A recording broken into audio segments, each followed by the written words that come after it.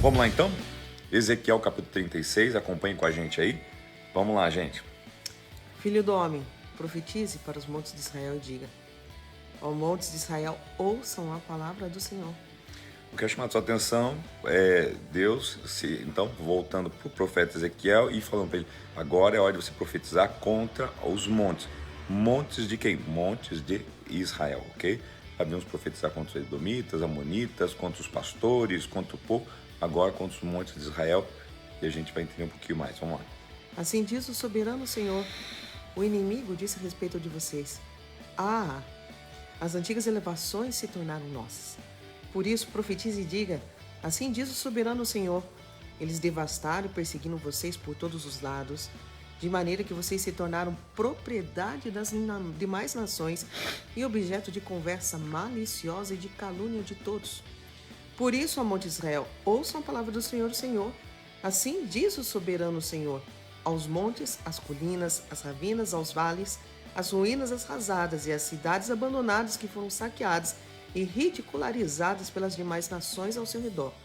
Assim diz o soberano Senhor: em meu zelo ardente falei contra o restante das nações e contra todo Edom, pois com prazer e com maldade no coração eles fizeram de minha terra sua propriedade para saquear suas pastagens.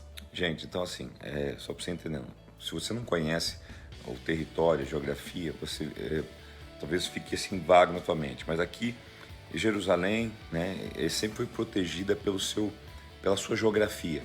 Sua geografia, de certa forma, sempre foi muito estratégica. Os inimigos tiveram muita dificuldade, né, com os montes de Israel. Israel sempre se protegeu, se escondeu, se defendeu, atacou muito bem, utilizou muito bem a sua geografia. E, ao perceber isso, então, essas nações começam a vir e tentar conquistar esses montes. E aqui é por isso que ele fala assim, vocês têm dito, tem dado com quem diz, nós tomamos os teus montes, nós pegamos aquilo que era uma proteção para vocês, né? Um grande engano, porque na verdade a proteção do povo de Deus sempre foi Deus. Claro que ele utiliza os seus recursos, inclusive os naturais, geográficos, no caso aqui, tá? Então, é isso que está acontecendo, essa que é a narrativa, e você vai ver o que vai acontecer. Vamos lá. Por isso, profetize acerca da terra de Israel e diga aos montes, às colinas, às ravinas e aos vales: assim diz o soberano Senhor: falo com ciúme em minha ira, porque vocês sofreram a zombaria das nações. Por isso, assim diz o soberano Senhor: juro de mão erguida que as nações ao redor também sofrerão zombaria.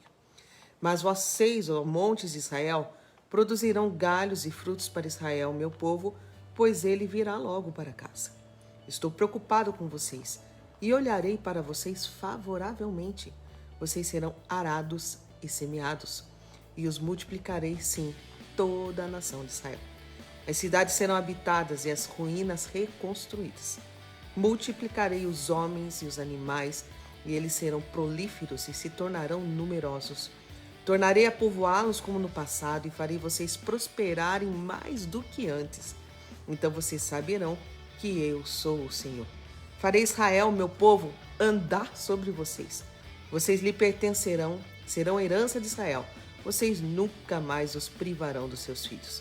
Assim diz o soberano Senhor, como de fato dizem a você: você devora homens e priva a sua nação de filhos. Você não mais devorará nem tornará a sua nação sem filhos. Palavra do soberano, o Senhor. Eu não permitirei mais que você ouça o sarcasmo das nações, e você não sofrerá mais a zombaria dos povos, nem fará mais a sua nação cair. Palavra do soberano, o Senhor. De novo, a palavra do Senhor veio a mim dizendo: filho do homem, quando os israelitas moravam em sua própria terra, eles a contaminaram com sua conduta e com suas ações. Sua conduta era à minha vista como a impureza menstrual de uma mulher. Então, deixa eu só pontuar aqui. Então, até que Deus está se referindo e dirigindo claramente, topicamente, aos montes, né? Como se estivesse falando realmente para as coisas criadas, né? Dizendo assim, olha, eu vou mudar essa história, né? Eu vou mudar esse cenário, que hoje as nações debocham, né? Tiram sarro, né? Eles vão cair nessa zombaria, tá? E mais agora, o verso 17, então, Deus começa a falar, eu vou pedir para o pastor repetir o 17, começa a dizer exatamente o que acontecia, né? Se o povo de Israel morava ali, o que acontecia, por que eles foram retirados desses montes, por que, que eles foram derrotados, tá ok? Preste muita atenção, vamos lá. De novo 17, né? Filho do homem, quando os israelitas moravam em sua própria terra, eles a contaminaram com sua conduta e com suas ações. Sua conduta era à minha vista como a impureza menstrual de uma mulher.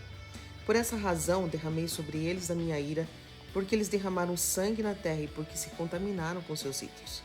Eu os dispersei entre as nações, e eles foram espalhados entre os povos. Eu os julguei de acordo com a conduta e as ações deles. E por onde andaram entre as nações, eles profanaram o meu santo nome, pois se dizia a respeito deles: esse é o povo do Senhor, mas assim mesmo teve que sair da terra que o Senhor lhe deu. Tive consideração pelo meu santo nome, o qual a nação de Israel profanou entre as nações para onde tinha ido. Por isso, diga à nação de Israel: assim diz o soberano, o Senhor: não é por sua causa, a nação de Israel, que farei essas coisas, mas por causa do meu santo nome, que vocês profanaram entre as nações para onde foram. Mostrarei a santidade do meu santo nome, que foi profanado entre as nações, o nome que vocês profanaram no meio delas. Então as nações saberão que eu sou o Senhor, palavra do soberano, o Senhor, quando eu me mostrar santo por meio de vocês diante dos olhos delas. Pois eu os tirarei dentre as nações, os ajuntarei do meio de todas as terras e os trarei de volta para a sua própria terra. Aspergirei água pura sobre vocês e ficarão puros. Eu os purificarei de todas as suas impurezas, de todos os seus ídolos. Darei a vocês um coração novo e porei um espírito novo em vocês. Tirarei de vocês o coração de pedra e em troca darei um coração de carne. Porei o meu espírito em vocês e os levarei a agir segundo os meus decretos e a obedecer fielmente as minhas leis. Observe que Deus está falando assim, ó, na verdade tudo isso aconteceu, eles perderam esse território, eles foram espalhados, mas não foi porque uma nação mais forte simplesmente veio e o conquistou. Não, foi porque eles pecaram contra Deus. Eles contaminaram a terra, eles contaminaram aquele local. E Deus fala com o que contaminaram? Com os seus ídolos, né? Com as suas práticas, com a sua conduta. Grave essa palavra, com a sua conduta. Gente, a nossa conduta, ela assina por nós, muito mais que as nossas palavras.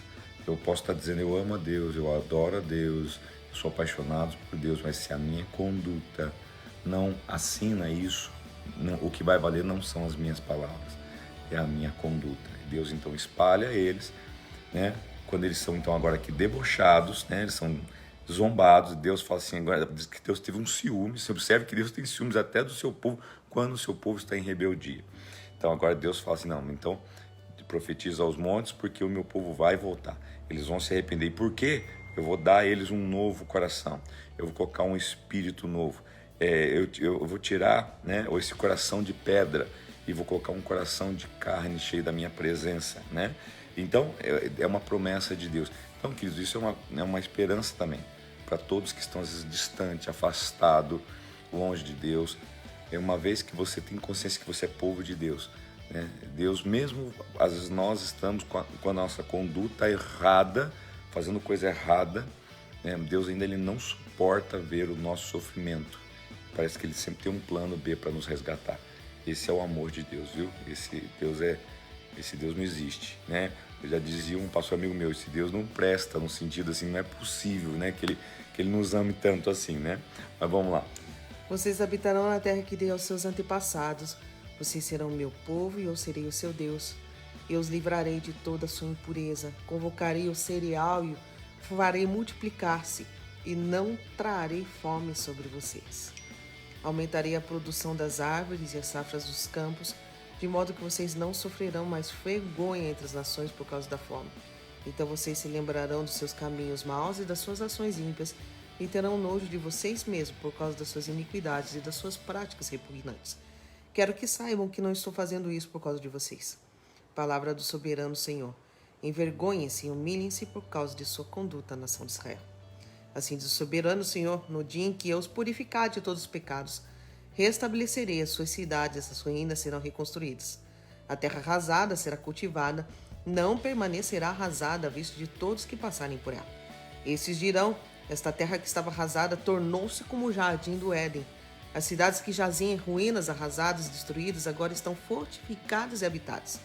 Então as nações que estiverem ao redor de vocês e que subsistirem saberão que eu, o Senhor, reconstruí o que estava destruído, replantei o que estava arrasado.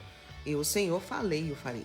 Assim diz o soberano Senhor, uma vez mais cederei à súplica da nação de Israel e farei isto por ela. Tornarei o seu povo tão numeroso como as ovelhas e como os grandes rebanhos destinados às ofertas das festas fixas de Jerusalém. Desse modo, as cidades em ruínas ficarão cheias de rebanhos de gente. Então eles saberão que eu sou o Senhor. Eu concluo com essas últimas palavras, né? Deste modo, as cidades e as ruínas, porque estavam em ruínas, tá? Ficarão cheias de rebanho de gente, tá? Então eles saberão que eu sou o Senhor. Deus fala assim, Deus sempre vai, né? Deus, ele é sempre um Deus transformador. Ele pega aquilo que está em ruína, ele transforma, ele pega aquilo que está vazio e ele enche, queridos. Então, porque, como ele fala assim, aí saberão que eu sou Deus, né? Ele fala assim, eu não estou fazendo toda essa restauração por causa deste povo. Ele fala, porque na verdade o povo está colhendo o que plantou, mas eu faço isso por zelo a mim mesmo, né? Que escolhi esse povo.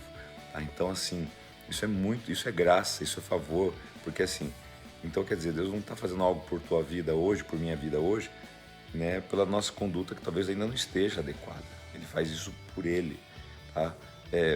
Por zelo a Ele próprio que nos escolheu. E Ele sim está lá intercedendo, orando por nós, para que a gente acerte o passo, né? Para que ainda que seja no último dia, né, a gente possa conseguir se apresentar diante dele, né, como verdadeiramente um filho e uma filha de Deus querido e amado. Queridos, capítulo 36 é isso. Que Deus abençoe você, que você possa meditar de novo.